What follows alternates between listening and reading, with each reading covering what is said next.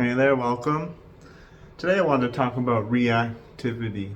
I've mentioned this like a few times, but I don't think I've made like a specific video on it.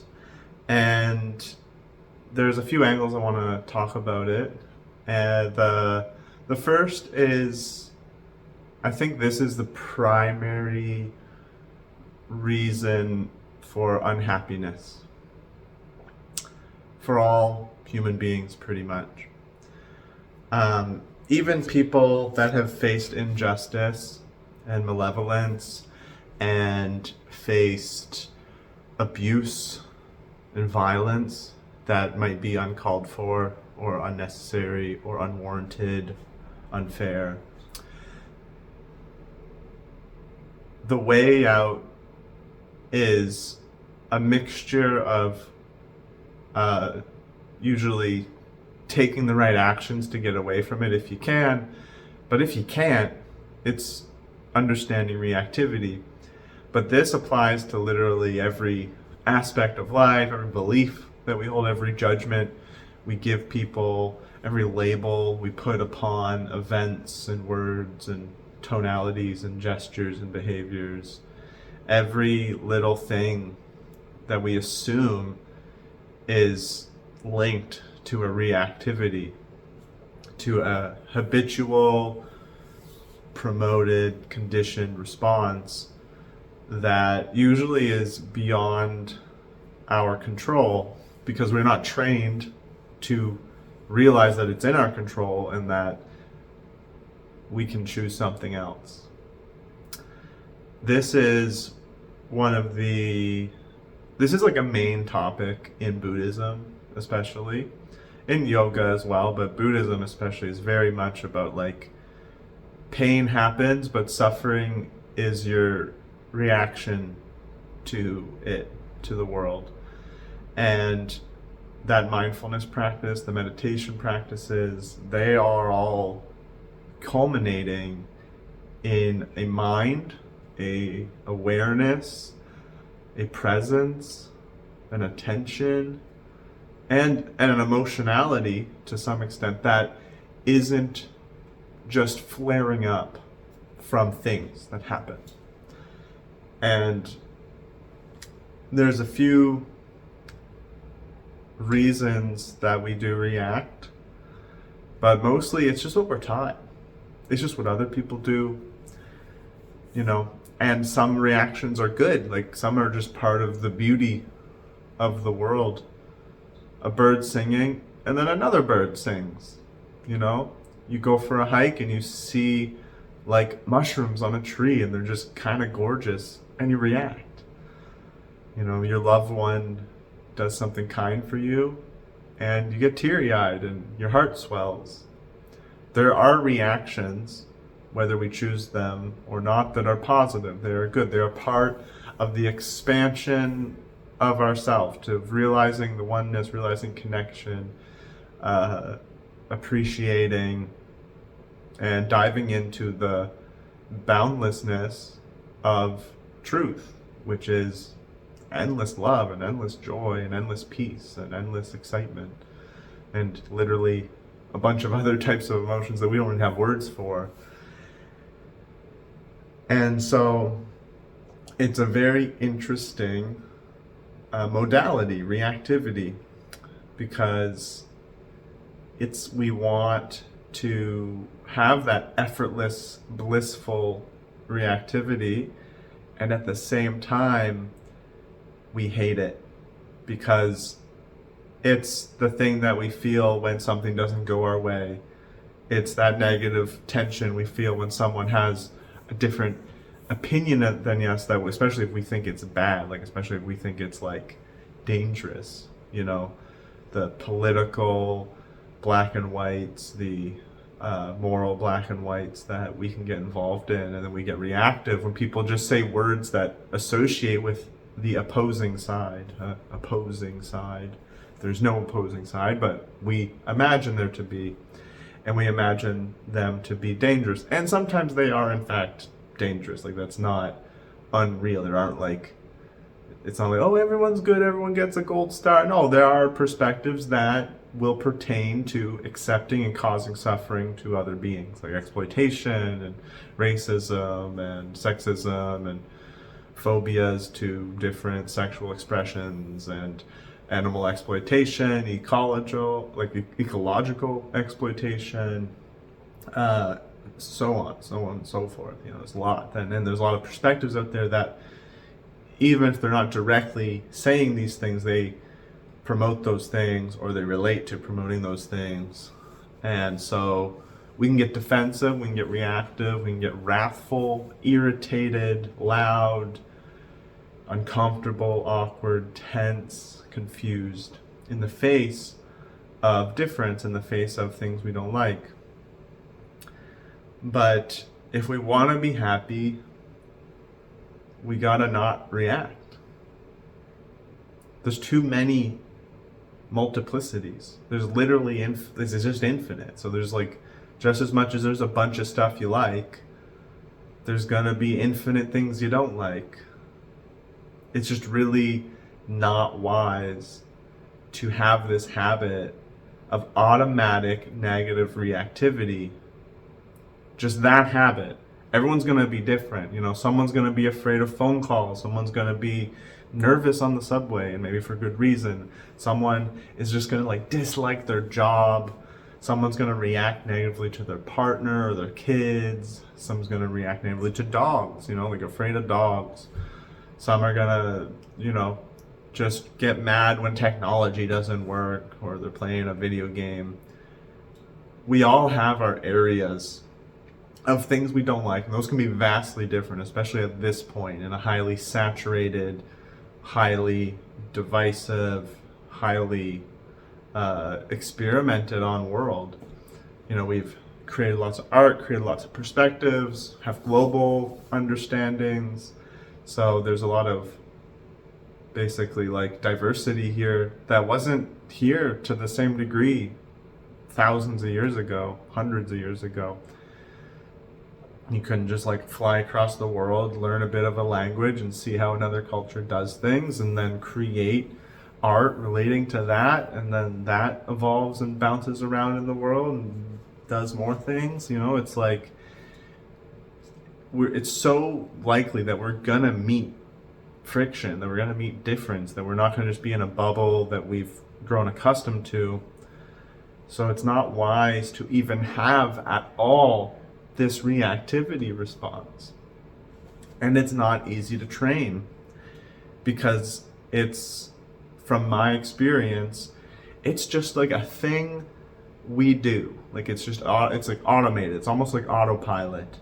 And it's good when it's good, and it's not good when it's not good. And what I mean is, you just sometimes want to sit down, not put this meditative effort into being, and have this kind of ping pong reactivity to a movie, to time with friends laughing, to a song.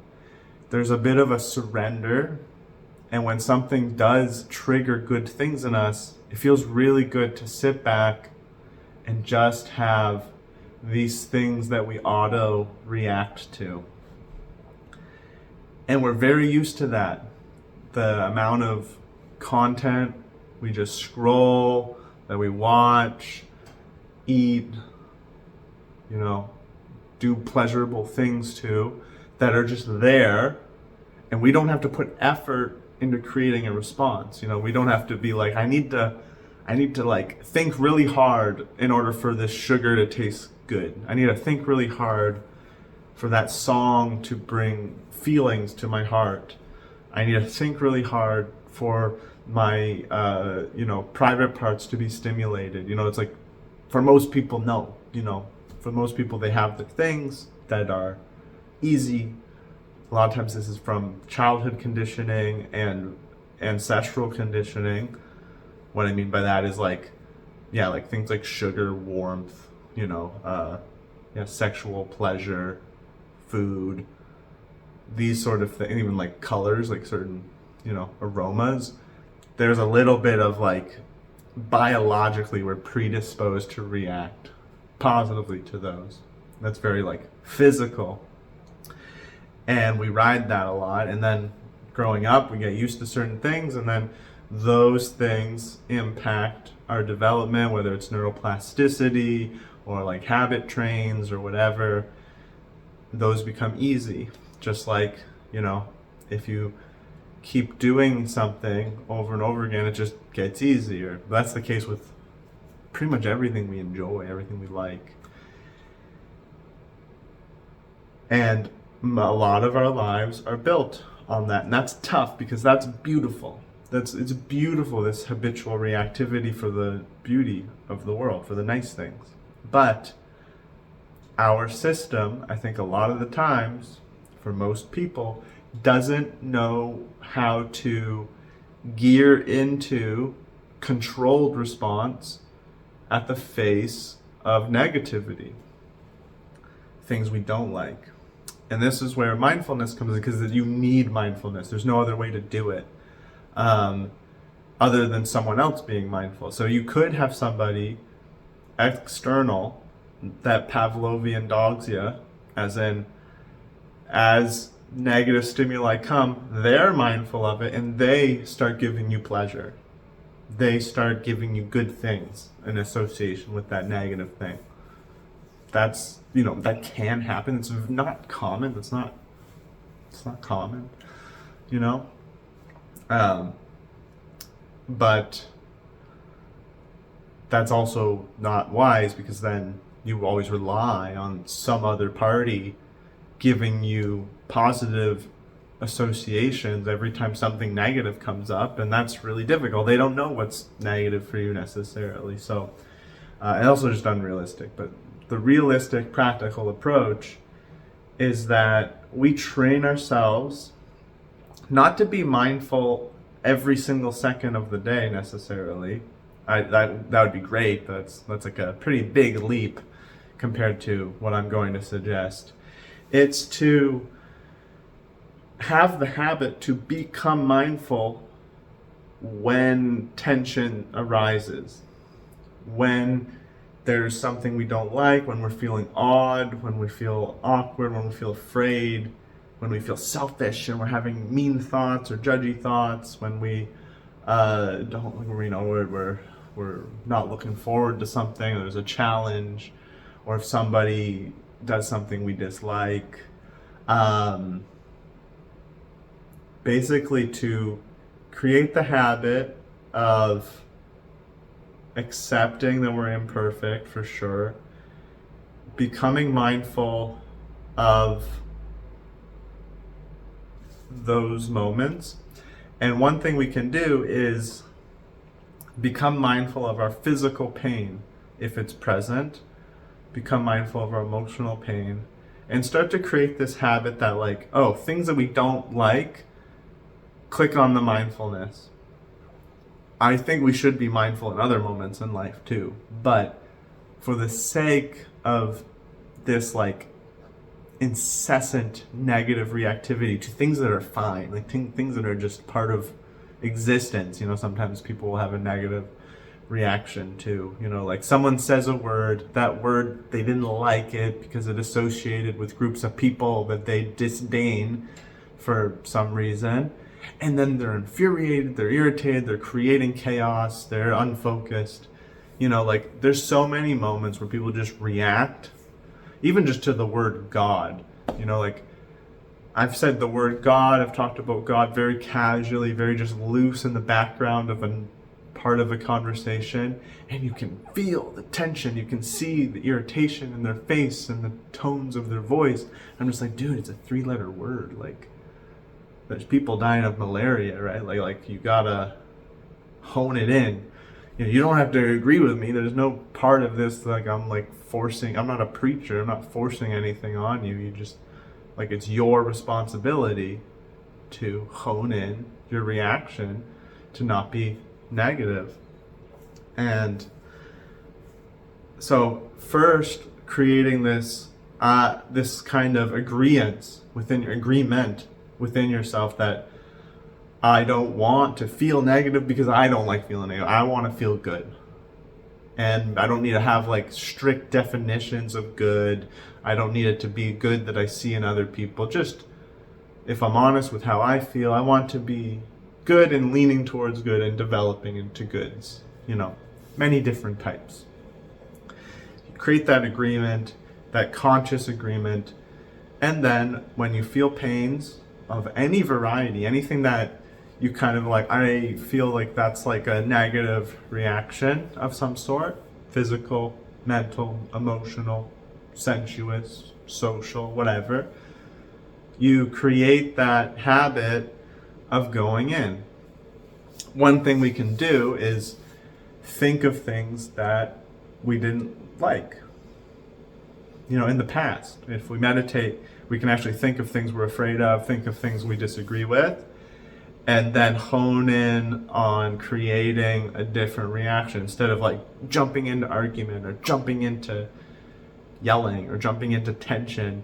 We kind of take a step back and observe those things. We are mindful of the reactivity, and then we slowly learn to create good responses, healthier responses, more loving responses. And sometimes that takes maybe thinking of a good memory, something that might stimulate a pleasant feeling in oneself, so that we can kind of keep understanding like, okay, I'm reacting painfully to this, but I can react positively to things. So you keep learning, okay, this is like unpleasant, this is like empirically unenjoyable. Oh, but these types of things are enjoyable. Like, okay, I'll try to learn how to move things over to here. And then even moving towards like unknown positive feelings, like this embrace in an awareness that there are good feelings that we have yet to feel. Infinite, to be honest. So I think that's a really important practice. So one of my main practices, I often have some pain in my body, something, just a little bit of a head tension, something in my back maybe, nothing like creating a lack of function or anything like that. Nothing crazy obvious either, but there's always some little spot that feels a little less good than another spot. Same thing, I can feel like anxiety or like worry about the future.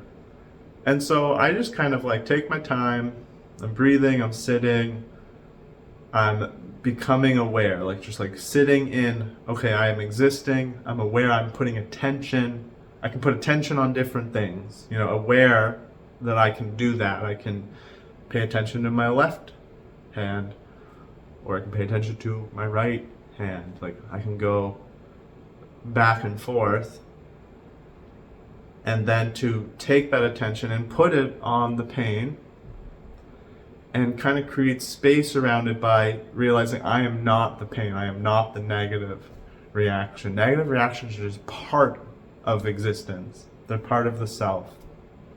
And for the most part, they're impractical, they're assumptuous, they're not helping us, they're making our lives worse, they're making other people's lives worse. And so I suggest practicing a mindfulness habit that teaches us to turn on mindfulness as fluidly and quickly as possible in the face of anything negative, anything that's going to cause that not good feeling. Because I think what happens is that people try to just be mindful, like this neutral, baseless mindfulness, and they become a little numb to the beauties of life too.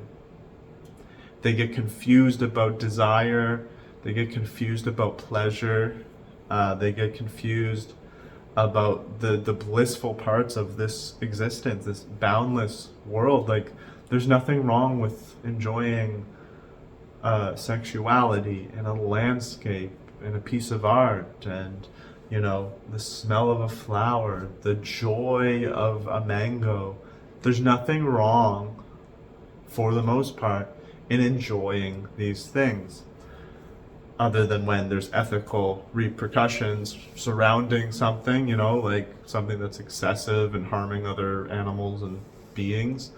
But otherwise, just enjoying the pleasures of life itself isn't, there's nothing wrong with it. It's part of the love. So I don't suggest full mindfulness. One, that's just really hard. But two, it's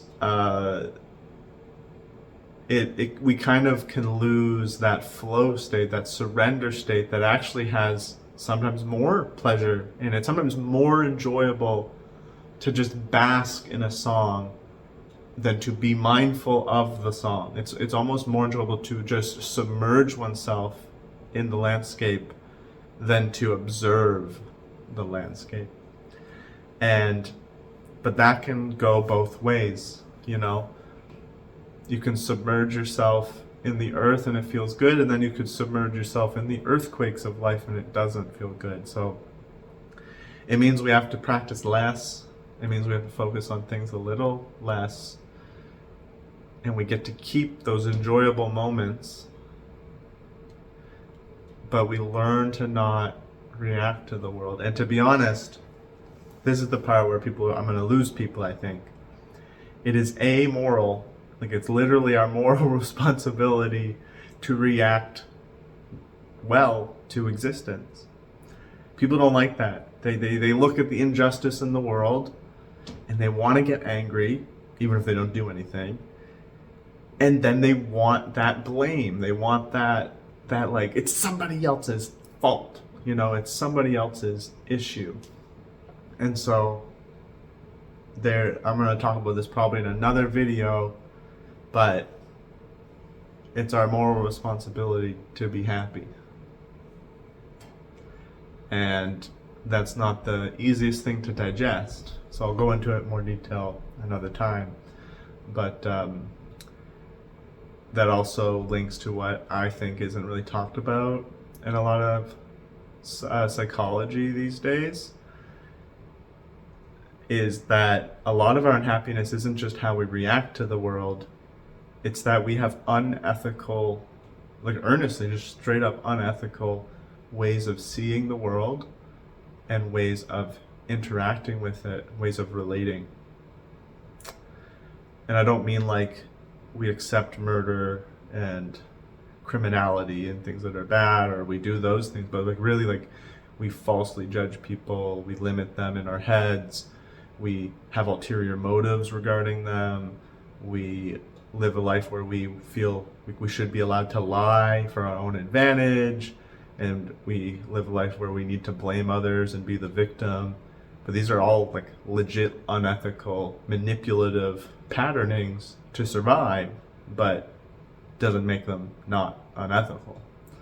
You know, someone might murder someone to survive, and we could understand it maybe, but it doesn't make it not unethical. You know, it doesn't change that there's most likely another option in this infinite universe that didn't require harming another being. We ought to take that path. That's what being one with all beings is we do take the ethical path. We don't make excuses. We just do our best. So that'll be another video where our psychological, psychotherapeutic aid, I think, is a little too sensitive in some regards, and I think it needs to be for people, because people are pretty fragile, or people are pretty reactive, and so it needs to be very motherly, very caretakerly to have effectiveness for certain people. But at the same time, it doesn't cure everything, because sometimes we don't face the fact that it's not just about our beliefs, it's not just about the fact that we are reactive. These are huge parts about it, which cognitive behavioral therapy and rationality therapies and compassion, mindfulness-based therapies address. But we have these like nuanced, unethical ways of being, and this is causing us distress. It's creating negative circumstances. It's actually manifesting individuals in our lives that also do those things a lot of the time. So that'll be the next video probably.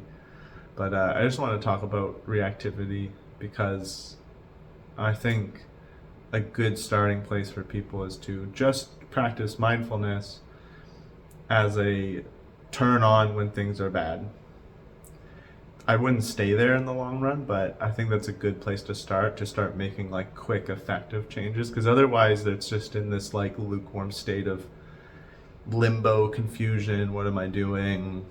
And then it can actually numb the things we enjoy about life. And I'll probably make a video another time about how to use mindfulness to increase the joy of certain things too. So, thank you so much for watching. Om Sai Ram.